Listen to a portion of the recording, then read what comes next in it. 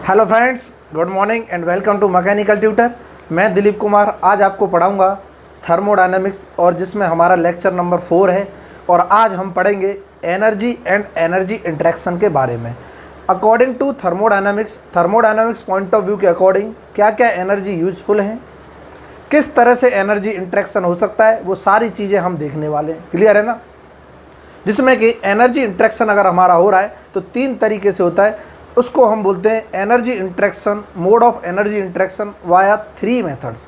या तो work interaction हो रहा होगा, या फिर हीट इंटरेक्शन हो रहा होगा, या फिर मास इंटरेक्शन हो रहा होगा। अगर तीनों इंटरेक्शन होंगे, तीनों इंटरेक्शन की वजह से कहीं ना कहीं हमको एनर्जी का इंटरेक्शन दिखाई देगा। बहुत अच्छे। सबसे पहली चीज़ तो हम ये देखेंगे कि जो एनर्जी होती क्या है, उसके बाद इंटरेक्शन पढ़ेंगे। समझ आ रहा है नहीं आ रहा? बिल्कुल आ रहा है। और सबसे पहले तो सब लोग बता दीजिए मज़ा आ रहा है कि नहीं आ रहा। सारे लेक्चर में मज़ा आ रहा है कि नहीं आ रहा। स्ट्रेंथ ऑफ मटेरियल चल रहा है हमारा, उसमें तो उम्मीद करता हूँ ऑलमोस्ट 60% हमने सिलेबस कंप्लीट कर लिया है। 40% पोर्शन बचता है, उसको भी धीमे धीमे हम क्या है ख़त्म कर देंगे। टेंशन लेने की ज़रूरत नहीं है। एक बार जो स्टार्ट किया है उसका तो अंत करना पड़ेगा। कोई बात नहीं, ठीक है। और जो लोग चैनल में नया जुड़े हैं, मैं उनसे बोलूँगा कि प्लेलिस्ट में जाके स्टार्टिंग से लेक्चर देखना शुरू करो, फिर देखो आपको भी मज़ा आता है कि नहीं आता। और लोगों की तरह आपको भी मज़ा आएगा, 100% आएगा, ये मेरी गारंटी है। क्लियर है ना? और जिन लोगों ने चैनल को सब्सक्राइब नहीं किया है, पहले तो चैनल को सब्सक्राइब कर लो, बेल आइकन को प्रेस कर लो, ताकि आपको भी हर वीडियो के लेटेस्ट नोटिफिकेशन मिल जाएँ। बहुत बढ़िया सर, मज़ा आ रहा है, ठीक है। और रही बात इसकी कि हमने एक कैंपेन चालू किया था, उसका भी जिक्र कर लेते हैं, थोड़ा सा ज़रूरी है, क्योंकि चीज़ों को और सिंपल करना है और आसानी से पढ़ना है, कंसेप्ट्स और ज़्यादा कवर करने हैं, क्वेश्चन प्रैक्टिस करनी है, तो उसके लिए थोड़ा सा आपका सपोर्ट चाहिए। अभी तक 2-3 लोगों ने क्या किया, कंट्रीब्यूशन किया है, तो ये सिर्फ आपके लिए करवा रहा हूँ। जिस दिन मुझे कंट्रीब्यूशन आ जाएगा और मैं जिस दिन सारी चीज़ें मैनेज करने के लिए अपने एंड से कैपेबल हो जाऊंगा, तो आपके लिए स्मूथली और क्लासेस बहुत बेहतरीन तरीके से चल सकती हैं। इस तरह से तो चल ही रही हैं, बट हम और इम्प्लीमेंट करना चाहेंगे। ज़रूरी थोड़ी है कि जैसा चल रहा है ऐसे ही चलने दो, थोड़ा सा इम्प्लीमेंट करेंगे, बिल्कुल करेंगे। लॉकडाउन में आपको घर पर बैठ के ही पढ़ाई करनी है, टेंशन लेने की ज़रूरत नहीं है। उसमें मैं आपको सपोर्ट करूँगा, 100% करूँगा। आपका सिलेबस कंप्लीट करा के दूंगा, प्रैक्टिस कराऊंगा, डाउट सेशन भी रखेंगे, टेंशन लेने की ज़रूरत नहीं है। डाउट सेशन तो तब रख पाएंगे जब हम लाइव सेशन कंडक्ट करेंगे, और लाइव सेशन कंडक्ट करने के लिए हमारे 1000 सब्सक्राइबर होने चाहिए। तो 1000 सब्सक्राइबर हमारे जिस दिन हो जाएंगे, उस दिन से लाइव सेशन कंडक्ट करेंगे। तो लाइव सेशन कंडक्ट करने से पहले और भी जो चीज़ें आसान होने वाली हैं क्लासेस के लिए, वो सब करने की ज़रूरत है। क्लियर है ना? फाइनेंस का थोड़ा सा सिस्टम गड़बड़ा रहा है, बार बार बोलने की ज़रूरत ना पड़े मुझे, इसीलिए आप लोग क्या है, समझदार हो। लॉकडाउन चल रहा है, इसीलिए हर किसी पे एक ही सिंगल आदमी पे बर्डन ना पड़े, तो थोड़ा थोड़ा कंट्रीब्यूशन भी अगर आप करोगे, थोड़ा थोड़ा, ज़्यादा नहीं, उसी में हमारी सारी चीज़ें स्मूथली हो जाएंगी। क्वेश्चन प्रैक्टिस भी हो सकेंगे, बहुत मज़ेदार, फिर से रिवीजन भी चलेगा। टेंशन लेने की ज़रूरत नहीं है। सब्जेक्ट भी चलेंगे, सब्जेक्ट के क्वेश्चन भी चलेंगे। फिर तो मैं एक थ्योरी का लेक्चर लेके आया करूँगा, एक लेक्चर लेके आया करूँगा क्वेश्चन प्रैक्टिस के लिए, फिर देखना कितना मज़ा आता है। कितना क्लियर है? बिल्कुल क्लियर है। तो ज़्यादा समय ना लेते हुए हम बात करते हैं अपने टॉपिक पे, और टॉपिक था हमारा एनर्जी एंड एनर्जी इंटरेक्शन। बाकी का जो भी लोग मुझसे जुड़ना चाहते हैं, डिस्क्रिप्शन में मेरा फेसबुक लिंक, इंस्टाग्राम लिंक और टेलीग्राम ग्रुप का लिंक दे रखा है, वहाँ पे आप मुझसे डायरेक्टली कांटेक्ट कर सकते हैं। कोई भी क्वेरी है एग्ज़ाम से रिलेटेड, कंपटीशन की तैयारी करने से रिलेटेड, पर्सनल लाइफ में क्या चीज़ कैसे मूव ऑन करना है, कैसे नहीं करना है, अगर कोई भी सजेशन लेना चाहता है तो आप मुझसे ले सकते हो। किसी भी तरह की कोई भी क्वेरी आप मुझसे पूछ सकते हो, कोई बहुत बड़ी बात नहीं। क्लियर है ना? तो यहाँ तक ये तो रही हमारी इंट्रोडक्शन टाइप बातें, ठीक है।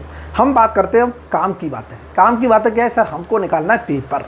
पेपर मीन्स एग्ज़ाम क्लियर करना है, और एग्ज़ाम क्लियर करने के लिए हमको अच्छे से पढ़ना पड़ेगा, एग्ज़ाम पॉइंट ऑफ व्यू से पढ़ना पड़ेगा, और अपना syllabus exam point of view के हिसाब से कवर करना पड़ेगा, जैसा कि मैं आप सभी का करता आ रहा हूँ। क्लियर है ना?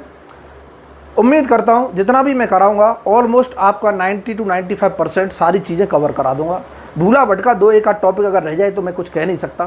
फिर भी अगर किसी को लगे कि सर ये टॉपिक रह गया, ये टॉपिक नहीं रहा है, तो लास्ट में जब हमारा सब्जेक्ट ख़त्म होने वाला हो तो मैं एक मिसलेनियस 1-2 लेक्चर लेके आऊँगा स्ट्रेंथ ऑफ मटेरियल में। जैसा कि हमने 1-2 चीज़ें देखी थी, वो पढ़ने वाले थे, बट हो जाता है कई बार फ्लो में हम क्या कर जाते हैं, मिस कर जाते हैं। लेकिन अब मुझे याद है कि क्या क्या चीज़ें कवर करानी है। क्लियर है ना? तो वो सब एंड में, एट द एंड जिस दिन सब्जेक्ट खत्म होगा उस दिन तक मैं सारी चीज़ें आपकी कंप्लीट करा दूंगा। टेंशन लेने की किसी को ज़रूरत नहीं। क्या इतना क्लियर है? बिल्कुल क्लियर। क्या मज़ा आ रहा है? बहुत आ रहा है सर। ठीक है, लाइक कर दो, थम्स अप करके जल्दी बता दो मज़ा आ रहा है कि नहीं आ रहा। बहुत बढ़िया, ठीक है। अब हम बात करेंगे सर थर्मोडायनेमिक्स में एनर्जी एंड एनर्जी इंटरेक्शन। इधर आ जाओ, ज़्यादा मज़ा मत लो, अब क्या करो, पढ़ने लग जाओ। वाह, और पढ़ेंगे कैसे? कॉपी पेन निकाल के लिखने भी लग जाओ साथ ही साथ। मज़े से देखो मत लेट के कि हाँ ये तो सिनेमा चल रहा है देख लेते हैं, कोई बात नहीं। थोड़ी सी मेहनत करो, फिर देखो आपको सक्सेस मिलती है कि नहीं मिलती। 100% मिलेगी। आप बस क्या है, मेहनत करो, टाइम से मेहनत करो और बढ़िया शेड्यूल बना के मेहनत करो, फिर देखो क्या मज़ा आता है। ठीक है, हम बात कर रहे हैं एनर्जी एंड एनर्जी इंटरेक्शन। बहुत अच्छे, एनर्जी एंड एनर्जी इंटरेक्शन। ये इंटरेक्शन जो वर्ड आया है, एनर्जी तो सब जानते हैं क्या होता है, एबिलिटी टू कॉज चेंजेस। हमने देखा था कि किसी भी चीज़ को चेंज करना है तो ऐसी एबिलिटी जो कुछ ना कुछ चेंजेस करा दे, उसी को हम एनर्जी बोल रहे हैं। ठीक है, कोई दिक्कत नहीं। तो अब ये जो एनर्जी का इंटरेक्शन होगा, ये सर इंटरेक्शन कहाँ हो रहा है? हमने बोला था थर्मोडायनेमिक्स में हम डील कर रहे थे सिस्टम और सराउंडिंग के बीच में, कि सिस्टम और सराउंडिंग के बीच में एनर्जी का क्या हो रहा होगा, लेन देन हो रहा होगा। बहुत बढ़िया। इंटरेक्शन का मतलब है कि या तो सिस्टम से एनर्जी कुछ जा रही होगी या सराउंडिंग में जा रही होगी, सराउंडिंग से सिस्टम में एनर्जी कुछ आ रही होगी। बहुत बढ़िया, इधर देखते रहो। तो अब मैं जो एनर्जी इंटरेक्शन की बात करूंगा, एनर्जी अगर कोई लिखना चाहता है तो लिख लेना, ability to cause changes. Clear है? और कई तरह की एनर्जी होती है, वो सारी चीज़ें डिस्कस करेंगे। तो एनर्जी जो है कुछ ना कुछ चेंज ला रही होगी एक सिस्टम से दूसरे सिस्टम में, उसी को हम क्या बोल दे रहे हैं, एनर्जी बोल दे रहे हैं। मीन्स एक सिस्टम से दूसरे सिस्टम में चेंज लाने की जो क्षमता होगी वो क्या है, एनर्जी है। बहुत बढ़िया। अब जो इंटरेक्शन होगा सिस्टम और सराउंडिंग के बीच में, तो हम यहाँ पे लिख देंगे energy interaction. Energy interaction can takes place via 3 mode. Clear है ना? 3 तरीके से एनर्जी इंटरेक्शन हो सकता है। किस किस के बीच में? सिस्टम और सराउंडिंग के बीच में, बिटवीन सिस्टम एंड सराउंडिंग। बहुत बढ़िया, सिस्टम एंड सराउंडिंग। देखते रहना, मजा आने वाला है बहुत। सराउंडिंग, बहुत बढ़िया। सबसे पहला एक बोलते हैं हम, इसको बोल देते हैं वर्क इंटरेक्शन हो रहा होगा। बहुत बढ़िया, वर्क इंटरेक्शन हो रहा होगा तो वर्क की फॉर्म में एनर्जी इंटरेक्ट कर रही होगी, चेंज हो रही होगी एक दूसरे से सिस्टम और सराउंडिंग के बीच में। दूसरा, या तो फिर क्या हो रहा होगा, हीट इंटरेक्शन हो रहा होगा। हम थर्मोडायनामिक्स पॉइंट ऑफ व्यू के हिसाब से देख रहे हैं हीट इंटरेक्शन। देखते रहे ना, मजा आने वाला है। और तीसरा, या फिर क्या हो रहा होगा, मास इंटरेक्शन हो रहा होगा। बहुत शानदार, मास इंटरेक्शन। बोलो मास इंटरेक्शन में सर एनर्जी की बात आ कहाँ से गई? अगर किसी भी सिस्टम के अंदर से मास सराउंडिंग में जा रहा है तो मास अपने साथ बहुत सी एनर्जी लेके जाता है। जैसे कि मैं एग्जांपल लेना चाहता हूँ कि अगर कोई भी सिस्टम में से मास अगर मूव कर रहा है तो उस मास के साथ साथ उसकी काइनेटिक एनर्जी चल रही होगी। काइनेटिक एनर्जी हम जानते हैं 12 mv² होती है। बहुत बढ़िया। कुछ पोटेंशियल एनर्जी भी चल रही होगी उसके साथ, मास के साथ। बहुत बढ़िया। और कुछ उसके अंदर इंटरनल एनर्जी होगी जिसे हम इंटरमॉलिक्यूलर एनर्जी बोलते हैं, और वो भी उसके साथ ही साथ मूव कर रही होगी। बहुत अच्छे। तो ऐसे करके हम 3 तरह के इंटरेक्शन पढ़ेंगे 1 by 1, जिसमें से तीनों मोस्ट इंपोर्टेंट हैं। टेंशन लेने की किसी को जरूरत नहीं है। सबसे पहले देखेंगे हम वर्क इंटरेक्शन। वर्क इंटरेक्शन देखेंगे क्लोज सिस्टम के लिए। उसके बाद जब मास इंटरेक्शन की बात करेंगे तब हम जाएंगे ओपन सिस्टम में। मीन्स क्लोज सिस्टम को हमने कल भी डिफाइन किया था, पर पहले ही लेक्चर में डिफाइन किया था। क्लोज सिस्टम को हम कंट्रोल मास सिस्टम भी कहते हैं। मीन्स क्लोज अगर हमने कर दिया है तो मास का मूवमेंट नहीं होगा, मास ना निकलेगा बाहर ना अंदर आएगा। बहुत बढ़िया सर, मज़ा आ रहा है। अब मैं वर्क इंटरेक्शन की बात कर रहा हूँ। सबसे पहले क्या बात कर रहा हूँ, वर्क इंटरेक्शन। इधर देखते रहना, मज़ा आने वाला है। कि सर पहले वर्क इंटरेक्शन पढ़ लेते, उसके बाद हीट इंटरेक्शन देखेंगे, प्रोसेस के लिए भी देखेंगे, आइडियल गैस की बात भी करेंगे, सब कुछ बात करेंगे। अब मज़ा आने वाला है। इधर देखते रहना, बहुत ही शानदार कंसेप्ट है। मैं बात कर रहा हूँ क्या, वर्क इंटरेक्शन। इधर देखना, वर्क इंटरेक्शन की मैं डेफिनेशन लिख दूं कि कब हम बोलेंगे वर्क इंटरेक्शन। इधर देखना, सबसे पहली चीज वर्क इंटरेक्शन बोलो या फिर क्या बोलो, वर्क ट्रांसफर बोल दो, कोई दिक्कत नहीं है। अब थर्मोडायनामिक्स पॉइंट ऑफ व्यू के हिसाब से समझना चीज़ों को, थर्मोडायनामिक्स पॉइंट ऑफ व्यू के हिसाब से वर्क ट्रांसफ़र कब माना जाएगा ये समझना बहुत ज़रूरी है कि सर अगर मेरा सिस्टम और सराउंडिंग के बीच में एक बाउंड्री होती है, अगर उस बाउंड्री को वर्क क्रॉस कर रहा होगा, समझना चीज़ों को, अगर सिस्टम जो हमने माना है और सराउंडिंग के बीच में एक बाउंड्री बन रही होगी, जो सरफेस होगा वो बाउंड्री बना रहा होगा, अगर कोई भी वर्क उस बाउंड्री को क्रॉस कर रहा होगा, चाहे वो सिस्टम से सराउंडिंग जा रहा हो, चाहे सराउंडिंग से सिस्टम में आ रहा होगा, तभी हम बोलेंगे कि वर्क ट्रांसफ़र हुआ है।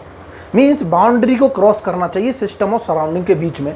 हम ये नहीं बोल सकते सिस्टम के अंदर ही अंदर कुछ वर्क हो रहा है तो थर्मोडायनामिक्स के अकॉर्डिंग वो हमारा वर्क ट्रांसफ़र, वर्क इंटरेक्शन कहलाता नहीं है। जैसे कि मैं एक एग्जांपल लेता हूँ, उसके बाद मैं इसकी लैंग्वेज भी लिख दूंगा, कोई दिक्कत नहीं। क्या होता है इधर देखना, वर्क तो सब जानते हैं, अंदर ही बता देगा वर्क क्या होता है। फोर्स बता दो इनटू क्या बता दो, डिस्प्लेसमेंट। बोलो सर ये एक्चुअल में वर्क है, बट यार थर्मोडायनामिक्स में तो पता नहीं क्या क्या लिख देता है, समझ ही कुछ नहीं आता। इधर देखना लैंग्वेज अगर पढ़ने जाओगे तो पता नहीं क्या लिख देता है। इधर देखना कि ये एक्चुअल में वर्क है, किसी भी जगह जाके देखोगे, किसी भी सब्जेक्ट में देखोगे, वर्क एक्चुअल में क्या है कि work is equal to force into displacement. बहुत बढ़िया, एफ इंटू एक्स बोल दो, इसे कोई दिक्कत नहीं। जैसे अब मैं एक एग्जांपल ले रहा हूँ, थर्मोडायनामिक्स पॉइंट ऑफ व्यू के हिसाब से हम कैसे डिफाइन करेंगे। ठीक है कि मैंने मान लिया ये कोई बैटरी है, ये क्या है बैटरी, बढ़िया, और इसके दो टर्मिनल्स होंगे प्लस और माइनस। इन दोनों टर्मिनल से मैंने क्या कर दिया, एक मोटर कनेक्ट कर दी। यहाँ पे मैंने क्या कर दी, मोटर कनेक्ट कर दी।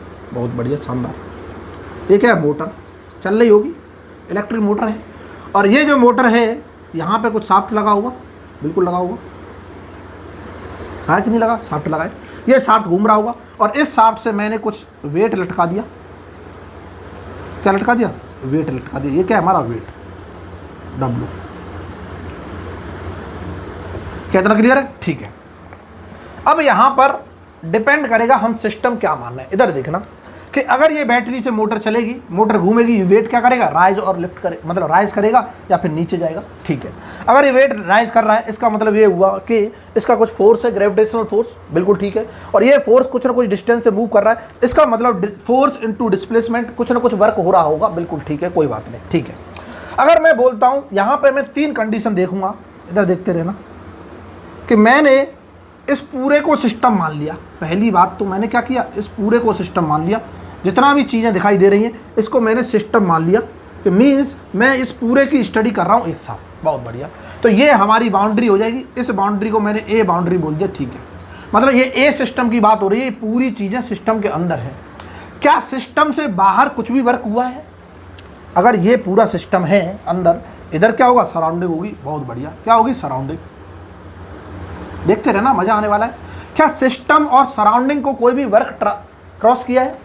मीन्स इस बाउंड्री को वर्क क्रॉस किया है क्या? नहीं किया। इसका मतलब हम बोल देंगे कि यहाँ पे कोई भी वर्क ट्रांसफ़र नहीं हुआ है, तो मैं सिस्टम ए में बोल दूंगा no work transfer, no work transfer. क्यों ऐसा बोला, इधर देखना कि इन थर्मोडायनामिक्स, यही लिख लेना, in thermodynamics work transfer is only consider, surrounding को थोड़ा मिटा रहे हैं, यहाँ पे लिख रहे हैं सराउंडिंग, मतलब in thermodynamics work transfer is only consider when work cross the boundary of system, boundary of system and surrounding. क्या समझ आ रहा है सबको?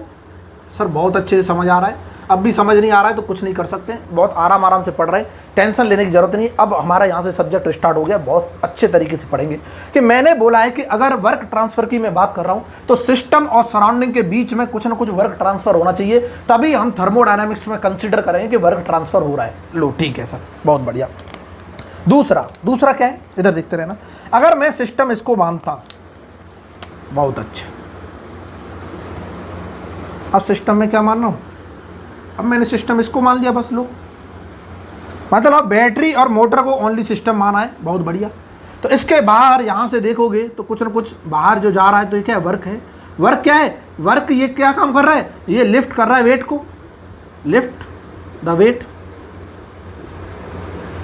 और हम ये भी बोल सकते हैं राइज द वेट। बहुत बढ़िया, राइज द वेट। इसका मतलब ये हुआ कि अगर मैं इसको सिस्टम बी मानता हूं, इसको क्या मान लूं, बी सिस्टम मान लूं। बहुत बढ़िया, अगर ये सिस्टम बी है तो अब वर्क ट्रांसफर हो रहा है। Here work transfer takes place. बहुत अच्छे, क्या इतना क्लियर है? बिल्कुल क्लियर है। तो इस तरह से हम, एक चीज तो सबको क्लियर हो गई होगी कि वर्क ट्रांसफर कब बोल रहे हैं, जब सिस्टम और सराउंडिंग के बीच में से वर्क ट्रांसफर हो रहा हो, मींस बाउंड्री को क्रॉस कर रहा हो, तभी हम वर्क ट्रांसफर बोलेंगे। जरूरी नहीं है कि सिस्टम से बाहर ही जा रहा हो, हम ये भी बोल सकते हैं सराउंडिंग से भी सिस्टम के अंदर आ रहा हो, लेकिन बाउंड्री को क्रॉस करना चाहिए, तभी हम क्या बोलेंगे कि कुछ ना कुछ वर्क ट्रांसफर हो रहा है। क्लियर है ना?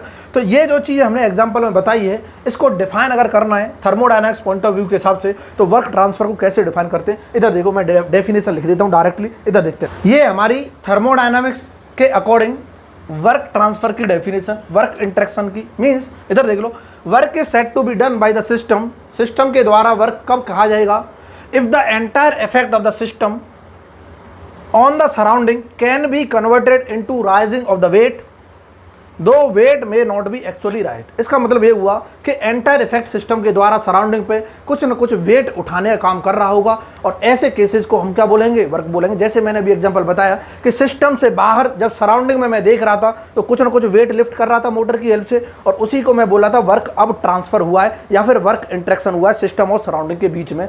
तो सिंपल लैंग्वेज में अगर हम देखें, सिंपल लैंग्वेज में अगर हम देखें तो क्या देखेंगे कि जब भी बाउंड्री को, सिस्टम और सराउंडिंग की बाउंड्री को कोई भी वर्क ट्रांसफर कर रहा हो या फिर कोई भी वर्क क्या हो रहा हो, क्रॉस कर रहा हो, उसी को हम बोलेंगे वर्क इंटरेक्शन इन थर्मोडायनामिक्स। क्या इतना क्लियर है? अब वर्क बहुत टाइप्स के होते हैं, वो वर्क भी हम डिस्कस करेंगे। वर्क भी क्या है, बहुत बहुत टाइप के वर्क होते हैं। अब हम उन्हीं को देख लेते हैं कि टाइप्स ऑफ वर्क क्या है। इधर देखना कि वर्क इंटरेक्शन क्या क्या हो सकता है, किस किस तरह के वर्क हैं। थर्मोडायनामिक्स के पॉइंट ऑफ व्यू के हिसाब से हम वर्क्स को स्टडी करेंगे। यहाँ देखना, जो मोस्ट इंपॉर्टेंट है वो भी देखेंगे। टाइप्स ऑफ वर्क की बात कर रहा हूँ मैं, इधर देखना, किसकी, टाइप्स ऑफ वर्क, किस किस टाइप का वर्क ट्रांसफर हो सकता है सिस्टम और सराउंडिंग के बीच में, टाइप्स ऑफ वर्क। बहुत बढ़िया। तो एक तो होता है हमारा पीडीवी वर्क, बहुत इंपॉर्टेंट है, और इसी को हम बोलते हैं दूसरा नाम डिस्प्लेस्ड वर्क, डिस्प्लेस्ड वर्क। दूसरा आता है अदर वर्क्स। अदर वर्क्स में क्या क्या कैटेगरी है, इधर देख लेते हैं, ये भी आ जाते हैं कई बार। इसमें एक तो होता है इलेक्ट्रिक वर्क, इलेक्ट्रिक वर्क, और एक होता है क्या, सॉफ्ट वर्क। इधर देखते रहना, ये हमारे काम के थर्मोडायनामिक्स पॉइंट ऑफ व्यू के हिसाब से कि एक तो पीडीवी वर्क, डिस्प्लेस वर्क, इसे अभी बहुत अच्छे से समझेंगे, इसको अभी बहुत अच्छे से समझेंगे। और जो अदर वर्क में बात कर रहा है, ये क्या, इलेक्ट्रिक वर्क, इलेक्ट्रिसिटी कुछ सप्लाई हो रही होगी, और ये सॉफ्ट वर्क। जैसे फॉर एग्जांपल मैं यहाँ पे देखना चाहता हूँ, इधर देखना कि मैंने कोई सिस्टम लिया, ये कोई सिस्टम है हमारा, देखते रहना, ये एग्जाम्पल की बात कर रहा हूँ मैं यहाँ। बहुत बढ़िया, ये सिस्टम है, इसको मैंने इंसुलेटेड कर दिया। इंसुलेट कर दिया इसका मतलब क्या है, आइसोलेटेड कर दिया। हीट इंटरेक्शन क्या हो रहा है, जीरो है, कुछ भी हीट ट्रांसफर नहीं हो रही। बहुत बढ़िया, ठीक है। मैंने बोला कि सर इसमें मैंने एक क्या लगा दी, कॉइल लगा दी, इलेक्ट्रिक कॉइल। ये क्या है, इलेक्ट्रिक कॉइल है, सब जानते क्या है, इलेक्ट्रिक कॉइल। देखते रहे ना, इलेक्ट्रिक कॉइल। बहुत बढ़िया, यहाँ से इलेक्ट्रिसिटी सप्लाई हो रही होगी, क्या मैं करंट बोल दूँ, आई। बहुत बढ़िया, सप्लाई हो रहा होगा, तो सप्लाई कर रहे होंगे तो कुछ ना कुछ पावर देनी पड़ रही होगी हमें, कुछ ना कुछ पावर। और पावर हम जानते क्या होता है, V × I, या फिर हम ये भी लिख सकते हैं I² RT, कुछ कुछ रेजिस्टेंस होगा टाइम के साथ। तो हमने पावर दी, वो पावर गई कहाँ, इसके अंदर गई। इसके अंदर मान लो कुछ गैस भरी हुई है, मान लेते क्या है, गैस भरी हुई है, तो गैस गर्म हुई होगी। ये क्या है, कॉइल है ना, तो कॉइल क्या कर रही होगी, गैस को गर्म कर रही होगी। इधर देखना, अब ये हमारा सिस्टम था, तो मैं इसको सिस्टम मान रहा हूँ, तो ये सिस्टम को हमने क्या कर दिया, बाउंड्री से रिप्रेजेंट कर दिया। देखते रहे ना, बहुत अच्छे। तो क्या इस बाउंड्री को कुछ वर्क क्रॉस कर रहा है, बिल्कुल कर रहा है। वर्क क्या है, वो इलेक्ट्रिक वर्क है। इलेक्ट्रिसिटी क्या जा रही है, अंदर जा रही है सिस्टम के अंदर, तो हम यहाँ पे बोल देंगे कि वर्क ट्रांसफर हो रहा है, बिल्कुल हो रहा है, ठीक है। क्या मैं बोल सकता हूँ एनर्जी ट्रांसफर हो रही है, work is also an energy, बिल्कुल बोल सकते हैं। एनर्जी क्या हो रहा है, इंट्रैक्शन हो रहा है। और क्या मैं बोल सकता हूँ हीट इंट्रैक्शन हो रहा है, क्या हीट इंट्रैक्शन नहीं हो रहा, क्यों? क्योंकि हीट क्या है, हमने आइसोलेटेड कर रखा है, कहीं बाहर से हीट एडिशनल सप्लाई हो रही, मीन्स इलेक्ट्रिक पावर सप्लाई हो रही थी। इलेक्ट्रिक पावर अंदर जाके इस कॉइल को क्या कर रही है, हीट में कन्वर्ट कर रही है, लेकिन डायरेक्ट हीट सप्लाई नहीं कर रहे हैं। क्लियर है ना? हम इलेक्ट्रिक पावर सप्लाई कर रहे हैं, जो वर्क का काम कर रहे हैं, एक तरह क्या है, वर्क है, जिसे इलेक्ट्रिक वर्क बोल रहे हैं। और ये क्या है, एनर्जी ट्रांसफर हुआ है, कोई हीट ट्रांसफर नहीं हुआ इसमें, इतना हमको क्लियर हो गया। बहुत बढ़िया, इस तरह से हमने देख लिया। ठीक है, दूसरा इसी का मैं एग्जांपल लेना चाहता हूँ सॉफ्ट वर्क का। सॉफ्ट वर्क कैसे होता है, जैसे मैंने यही सिस्टम ले लिया, यही सिस्टम उठाया, इधर दिखते रहना, इसमें हमने क्या भर दी, कुछ भी गैस वैस भर दी, कुछ भी लिक्विड भर दिया, कुछ भी भर दो, फ्लूइड भर दिया। मैंने अब क्या किया, एक स्टीरर लगा दिया। ये क्या है, स्टीरर, इसे घुमाएंगे और इसे घुमाएंगे तो मैकेनिकल क्या है, रोटेशन दे रहा होगा, ओमेगा से घूम रहा होगा, और ये मैकेनिकल एनर्जी ट्रांसफर की मीन्स इसी को हम बोलते हैं सॉफ्ट वर्क। ये क्या है, हमने सॉफ्ट वर्क सप्लाई किया, सॉफ्ट वर्क। बहुत बढ़िया, ये सॉफ्ट घूम रहा होगा, ये स्टीरर घूमेगा, और ये अगर घूमेगा तो यहाँ पे कुछ ना कुछ इसकी एनर्जी को बढ़ाएगा, एनर्जी को, वो आगे भी डिस्कस करेंगे हम। इधर देखना, मैं समझाने के लिए बता रहा हूँ। अगर मान लो कि अभी हीट इंट्रैक्शन की बात की नहीं, इसीलिए हम क्या कर दे रहे हैं, इसको आइसोलेटेड कर दे रहे हैं। बहुत बढ़िया, इसको आइसोलेटेड कर दिया, और आइसोलेटेड जैसे ही करेंगे हम तुरंत लिखेंगे क्यू, तो क्या है, ट्रांसफर नहीं हो रहा, हीट ट्रांसफर नहीं हो रहा। कहाँ, सिस्टम और सराउंडिंग के बीच में। अगर ये सिस्टम मान आए तो इसको बाउंड्री से ड्रॉ कर लो। बहुत बढ़िया, ये हमारा सिस्टम था, इसको बाउंड्री से ड्रॉ कर लिया। इसमें हमारा हीट इंट्रैक्शन तो हुआ नहीं है। बहुत अच्छे, क्या वर्क इंट्रैक्शन हो रहा है, बिल्कुल हो रहा है। सॉफ्ट वर्क एंटर कर रहा है, बिल्कुल कर रहा है, देखो दिखाई दे रहा है सबको, अंदर कुछ ना कुछ ये घूम रहा होगा, तो हमारा वर्क क्या हो गया, इंट्रैक्शन हो गया। लो, वर्क इंट्रैक्शन हुआ, work is also form of energy, energy interaction हो गया। तो हम तुरंत बोल सकते हैं इस टाइप का जो भी वर्क कभी दिखेगा सॉफ्ट वर्क कहलाएगा। इस टाइप का कोई कॉइल वगैरह लगा रखा है तो ये भी इलेक्ट्रिक वर्क की कैटेगरी में आता है, और ये क्या है, टाइप्स ऑफ वर्क। अब एक चीज़ आती है पीडीवी वर्क, इसी को बोलते हैं डिस्प्लेस्ड वर्क। बहुत बढ़िया, अब इसको हम समझते हैं क्या होता है। तो इसको समझने के लिए मैं control volume, control mass system analysis करके देखूंगा, जिसे हम क्लोज सिस्टम बोलते हैं। इधर समझना आप चीज़ों को, इसको हम डिस्प्लेस वर्क को मैं कंट्रोल मास सिस्टम ले रहा हूं, उसमें समझाएं कैसे करते हैं। क्या मिटा दूं, बिल्कुल मिटा दूं, लो इसको मिटा दो। ये सबको समझ आ गया होगा, उम्मीद करता हूं। बहुत से लोग तो बोल रहे हैं सर उम्मीद कम किया करो, हमको समझ ही नहीं आ रहा। कोई बात नहीं, कोशिश करो, कोशिश करने वालों की हार नहीं होती है। ये महान पुरुष ने कहा है, अब कौन महान पुरुष थे हमें नहीं पता, इधर देखते हो, कह के चले जाते हैं लोग। अब हम बात कर रहे हैं, कौन सी बात करेंगे, पीडीवी वर्क समझेंगे। पीडीवी वर्क होता क्या है, और यही हमारी थर्मोडायनामिक्स से सबसे ज़्यादा यूज होगा, इसलिए मोस्ट इंपॉर्टेंट है। इसको समझना है, क्या इसका सिग्निफिकेंस है, कहाँ से आता है। अब मैं बात करूँगा कंट्रोल मास एनालिसिस की बात करूँ या क्लोज सिस्टम एनालिसिस, बहुत शानदार कंसेप्ट है। मैं बात कर रहा हूँ कंट्रोल मास एनालिसिस, और मैं लिख सकता हूँ close system analysis.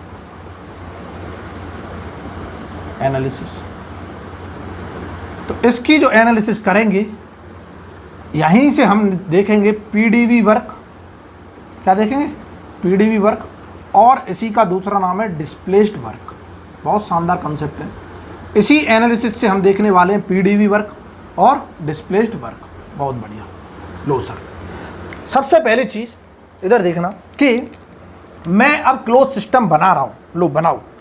Close system के लिए मैंने क्या किया, एक पिस्टन सिलेंडर अरेंजमेंट लिया, सबको दिखाई दे रहा है, ये रहा पिस्टन सिलेंडर अरेंजमेंट। ये हमारा सिलेंडर है, और मैंने यहाँ पर एक पिस्टन बना लिया। लो बना लेते, बहुत शानदार।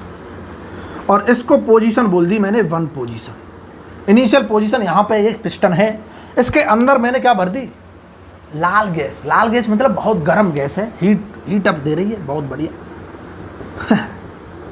ये क्या है, ये गैस है, इसका कुछ प्रेशर होगा P1, कुछ ना कुछ इसके अंदर वॉल्यूम होगा। बहुत बढ़िया, होगा कि नहीं होगा, बिल्कुल ठीक है। मैं बोल दूंगा इस स्टेट पे, यहाँ पे उसका कुछ प्रेशर होगा P1, कुछ वॉल्यूम होगा V1, कुछ टेम्परेचर होगा T1 होगा, वो बिल्कुल होगा। प्रॉपर्टी ऑफ द स्टेट है, 1 पॉइंट पे कुछ ना कुछ स्टेट की प्रॉपर्टीज होंगी, मीन्स इस सिस्टम की प्रॉपर्टीज होंगी इस स्टेट पे। ठीक है, ये कुछ एक्सपेंड हो रहा है, तो इसका मतलब ये हुआ यहाँ से प्रेशर इसे धकेल रहा होगा, प्रेशर धकेल के कुछ फोर्स लगा रहा होगा, प्रेशर फोर्स। और प्रेशर फोर्स लगाएगा, पहले इनिशियल P1 था। बहुत बढ़िया सर।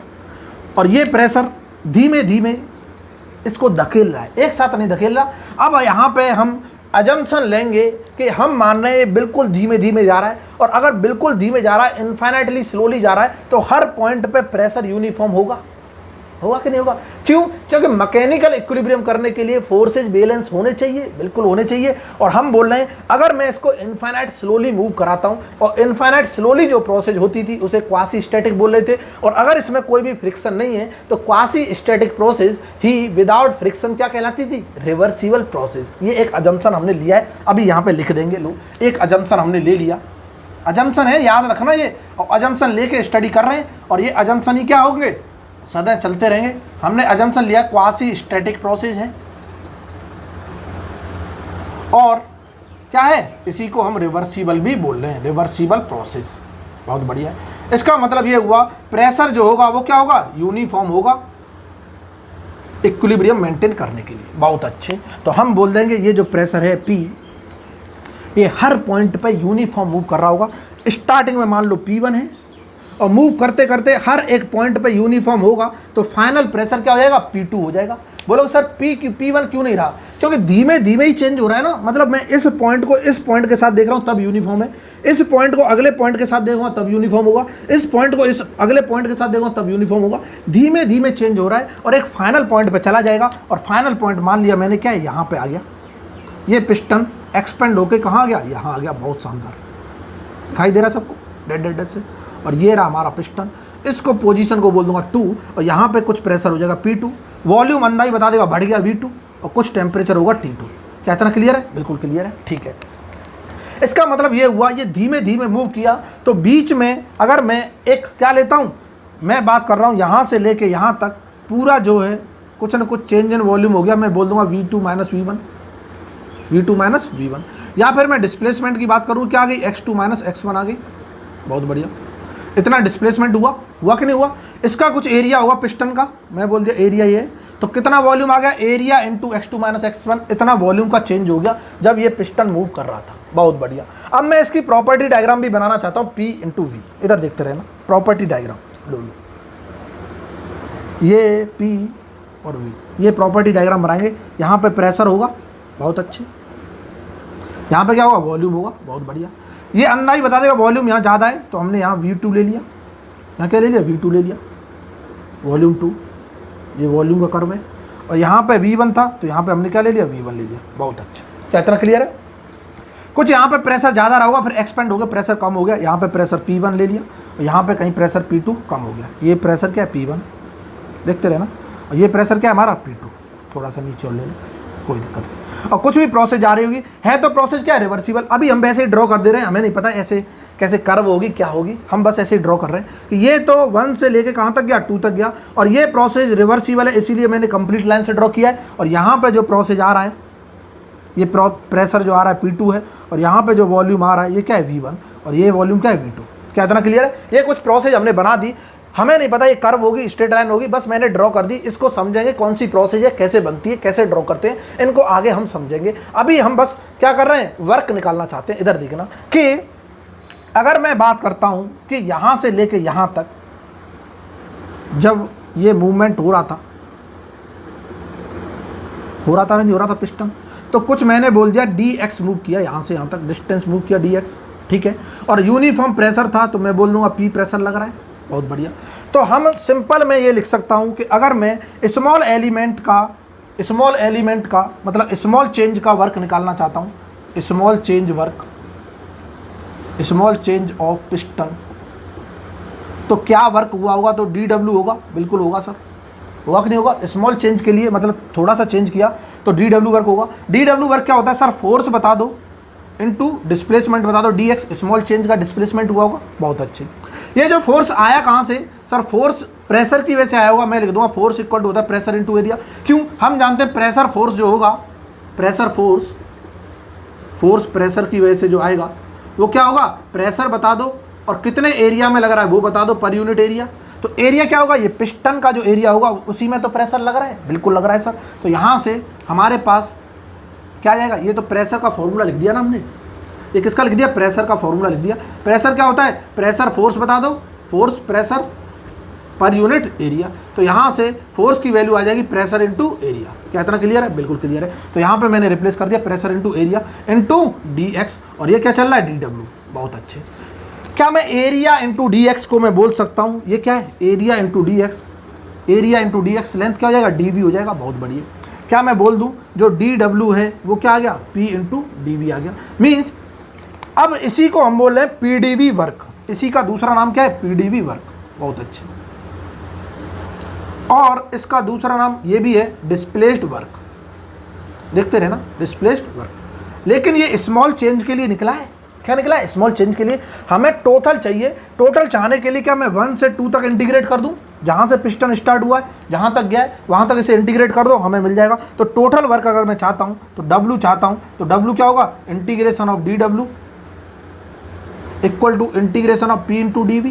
कहाँ से कहाँ तक? 1 से 2 तक। और ये आ गया हमारा close system work, PDV work या फिर displaced work, total displace work. Clear है? डिस्प्लेस क्यों बोला? क्योंकि पिस्टन डिस्प्लेस होने की वजह से कुछ ना कुछ वर्क मिल रहा है और उसी वर्क को बोल रहे हैं पीडीवी वर्क। क्या इतना क्लियर सबको? बिल्कुल क्लियर है। अब यहाँ से हमको सिग्निफिकेंस समझना है। अजम्पशन क्या था हमारा? इधर देखते रहना, इसके सिग्निफिकेंस समझेंगे, इसके अजम्पशन देखेंगे। पहला अजम्पशन, हमने इसको रिवर्सिबल प्रोसेस माना है, क्वासी स्टैटिक प्रोसेस माना है। दूसरा, ये किसके लिए एनालिसिस कर रहे हैं? क्लोज सिस्टम के लिए कर रहे हैं। तो ये जो फॉर्मूला लगेगा 2 अजम्पशन के लिए लगेगा। 2 अजम्पशन क्या है? होने चाहिए, तभी इस फॉर्मूले को लगाएंगे। और ये अजम्पशन दूसरा क्या है? कि for close system, for closed system only. क्योंकि क्लोज सिस्टम की एनालिसिस की है तब ये निकला है। तो ये जो फॉर्मूला है किन किन अजम्पशन के लिए? क्वासी स्टैटिक प्रोसेस हो वेयर पी क्या है? यूनिफॉर्म, और क्लोज सिस्टम के लिए। क्या इतना क्लियर है? बिल्कुल ठीक है। अब इसका मतलब ये हुआ कि अब इसको मैं देखना चाहता हूँ, इस ग्राफ में ड्रॉ करना चाहता हूँ। इधर देखना कि मैंने यहाँ की बात की, ये छोटा सा एलिमेंट लिया यहाँ पे,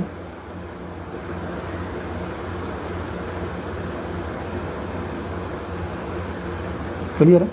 क्या मैं बोल दूंगा इस एलिमेंट की जो थिकनेस है इस ग्राफ में देखना चाहता हूँ, ये क्या है? डीवी है। बिल्कुल है। यहाँ पे जो प्रेशर होगा, क्या ये प्रेशर होगा? P uniform. यहाँ पे प्रेशर क्या है? पी। अगर मैं इस स्ट्रिप का एरिया निकालना चाहता हूँ, इधर देखना, बहुत मज़ा आने वाला है। क्या मिटा दूँ इसको? इसको मिटा दूँ सर, कोई दिक्कत नहीं। अगर मैं इस स्ट्रिप का एरिया निकालना चाहता हूँ, area of this strip in property diagram, तो क्या आ रहा है?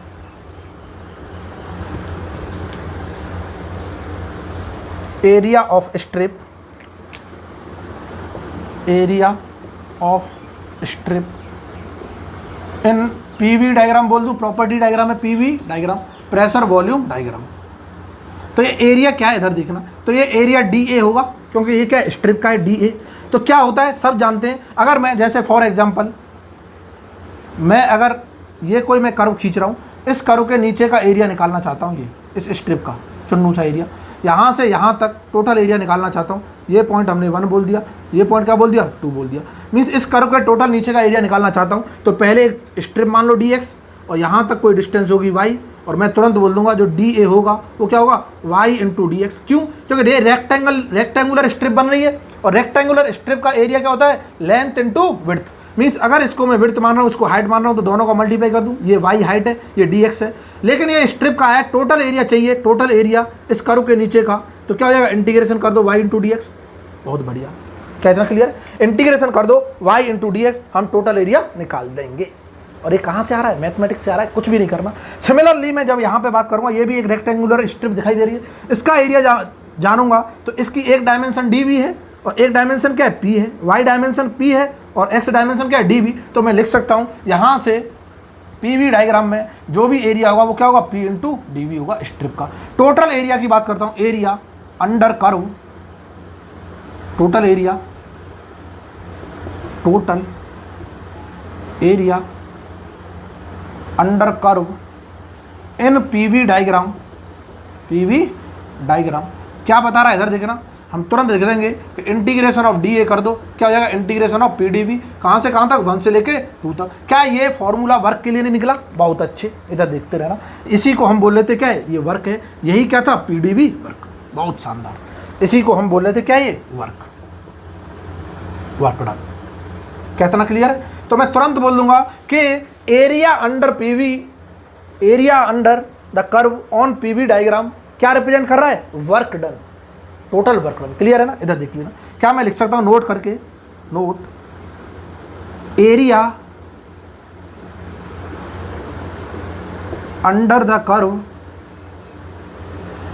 इन PV diagram, in PV diagram represents the work done, represents the work done। Clear है ना? तो एक चीज क्लियर हो गई कि अगर मैं प्रोसेस 1 से 2 गया तो 1 से 2 में कितना वर्क हमको मिला या फिर कितना वर्क हमने सप्लाई किया, वो हम डायरेक्ट कैलकुलेट कर सकते हैं कि बस इसका एरिया बता दो। ये टोटल एरिया अगर हमें पता चल जाए, अब देखते रहना, ये टोटल एरिया हमें क्या देगा, पीडीवी दे देगा, और यही एरिया क्या है, वर्क डन है। क्या इतना क्लियर? लेकिन ये किस में, ओनली पीवी डायग्राम में, ओनली इन पीवी डायग्राम की बात हो रही है। इधर देखते रहना, पीवी डायग्राम। क्या इतना क्लियर है? प्रेशर वॉल्यूम का अगर मुझे प्रॉपर्टी डायग्राम पता चल जाए तो उसके कर्व के नीचे का एरिया ही हमें क्या बता रहा है, वर्क डन बता रहा है कि वर्क डन कितना इंटरेक्शन हुआ है सिस्टम और सराउंडिंग के बीच में। क्या इतना क्लियर है? बिल्कुल क्लियर है। क्या समझ आया? बिल्कुल समझ आया। अब मैं देखना चाहता हूं कि क्या ये जो वर्क था, हमने वहां पे लिखा था सेकंड लेक्चर में, किसी को याद हो तो हमने लिखा था कि work done is not the property of the system. क्यों? क्योंकि ये पॉइंट पे डिपेंड नहीं कर रही। क्यों नहीं कर रही थी? वहां पे हमने डायरेक्ट लिख दिया था। अभी यहां समझेंगे कि ये पॉइंट पे डिपेंड करता है या फिर पाथ पे डिपेंड करता है। अभी समझना चीज़ों को। क्लियर है ना? तो मैं इसको मिटा दूँ, अब मिटा दूँ सर, कोई दिक्कत नहीं। उम्मीद करता हूँ सबको ये समझ आ गया होगा। बाकी की चीज़ें आगे देखते हैं। इधर देखो,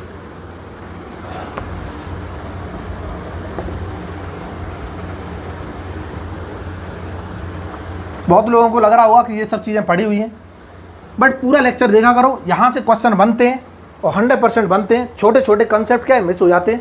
पूरा लेक्चर देखो, फिर देखो, मज़ा आ जाएगा, 100% मज़ा आएगा। इधर देखना कि अगर मैं एग्जांपल लेता हूँ, कि मैंने कोई एग्जांपल लिया, क्या एग्जांपल है कि मैं एक पीवी कर्व ड्रॉ कर रहा हूँ, प्रेशर वॉल्यूम कर्व डायग्राम है ये, पीवी डायग्राम, ठीक है।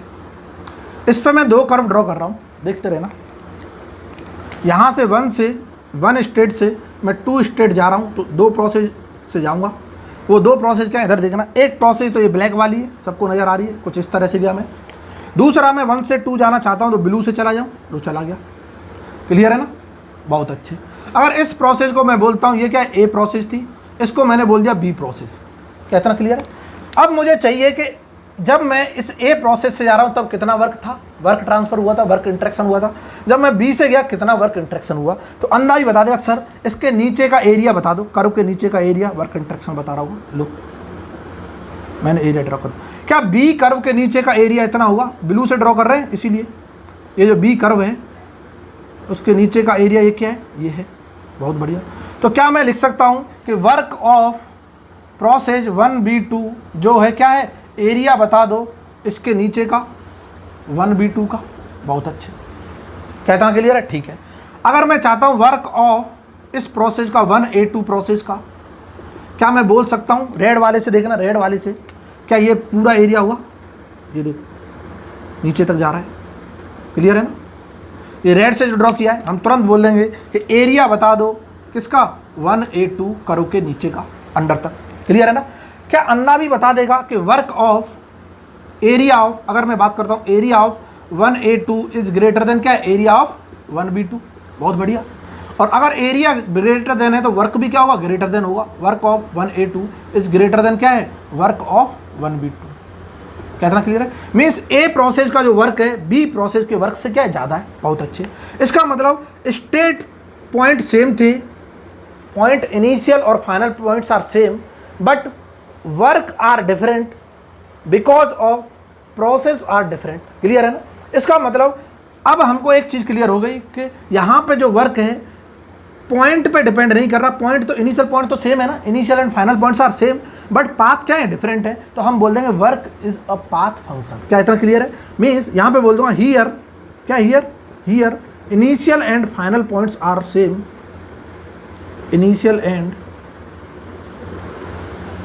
Final points are same, but paths are different between the same points and work transfer is also different. Therefore, work is a path function, not a point function. Hence, क्या hence work is not a property of the system. क्योंकि property of the system होना है तो उसे point function होना पड़ेगा, path function से काम चलेगा नहीं, हमने पहले लिख दिया था। हम तुरंत बोल देंगे कि वर्क इज नॉट अ क्या प्रॉपर्टी ऑफ द सिस्टम। क्या इतना क्लियर है? प्रॉपर्टी ऑफ द सिस्टम, बहुत अच्छे। तो इतना सबको क्लियर हो गया होगा, उम्मीद करता हूं सबको क्लियर हो गया होगा कि एरिया किसी भी कर्व का पीवी डायग्राम के अंडर हमें वर्क रिप्रेजेंट कर रहा है, बिल्कुल ठीक है। और वर्क जो है पाथ फंक्शन होता है, हमने यहां से भी देख लिया।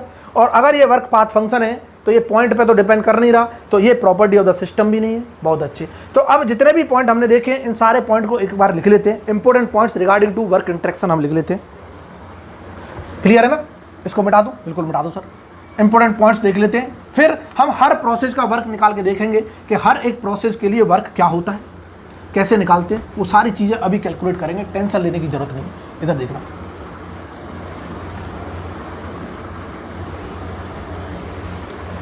मैं यहां पे लिख रहा हूं इंपॉर्टेंट पॉइंट्स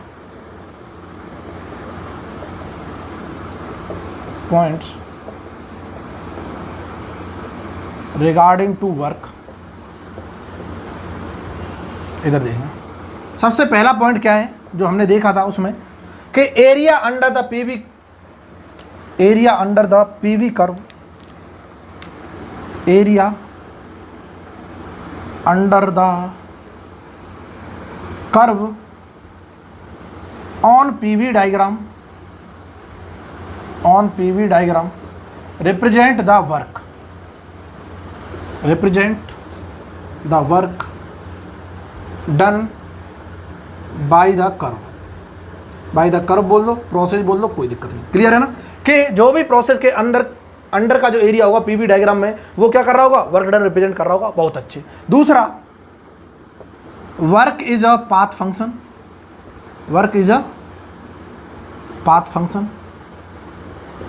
और वर्क अगर पाथ फंक्शन है, hence not the property of the system,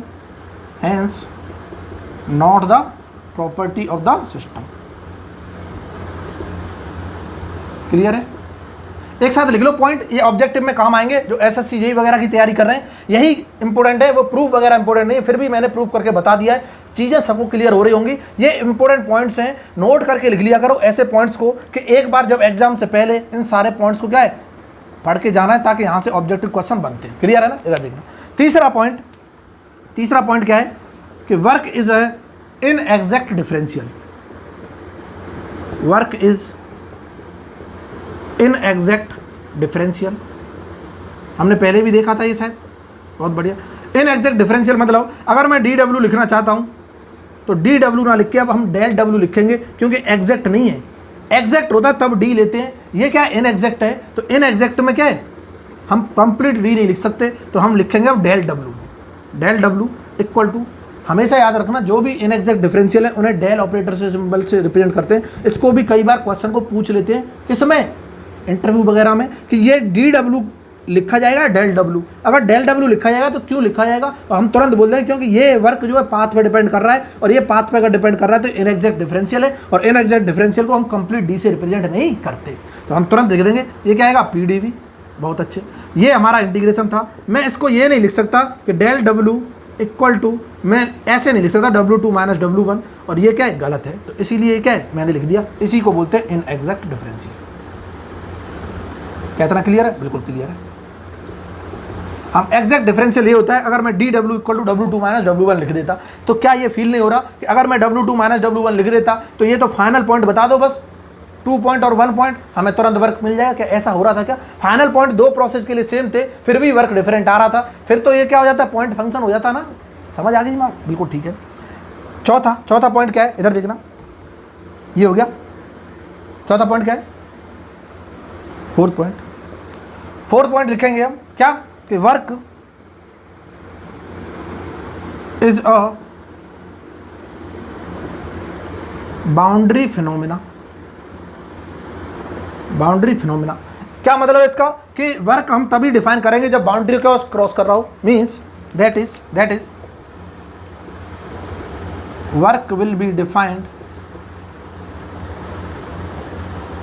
when it cross the boundary, it cross the boundary of system। Clear है ना। Fifth one, work is a transient phenomena. Transient का मतलब होता है time के साथ रिलेट करते हैं, phenomena means work is not changing with respect to time. इसका मतलब ये ट्रांजिएंट का मतलब होता है कि टाइम के साथ चेंज नहीं हो रहा होगा, that is work will not changing with respect to time. यहाँ टाइम की तो कोई बात ही नहीं हो रही, इसलिए ट्रांजिएंट बोलते हैं विद रेस्पेक्ट टू टाइम। कितना क्लियर है, ये पॉइंट क्लियर है, बिल्कुल क्लियर है। देखना है क्या, इसको मिटा दूं। अब अगर सिस्टम से बाहर वर्क जा रहा होगा तो उसे पॉजिटिव कंसीडर करेंगे या नेगेटिव, या सिस्टम के अंदर वर्क आ रहा होगा उसे पॉजिटिव कंसीडर करेंगे या नेगेटिव, वो और चेक करना है। इधर देख लो, क्या इसको मिटा दूं, बिल्कुल मिटा दो। एक पॉइंट कन्वेंशन क्या होगा हमारा, पॉजिटिव कंसीडर करना है, नेगेटिव को कंसीडर करना है, वो और देख लेते हैं। उसके बाद जितने भी पॉइंट थे वर्क से रिलेटेड वो सारे कंप्लीट हो जाएंगे, कोई दिक्कत वाली बात ही नहीं। इधर देखना, हम तुरंत बोल देंगे कि क्या बोल देंगे, कौन सा पॉइंट है, 7वां पॉइंट है कि work done by the system is considered as positive while the work done on the system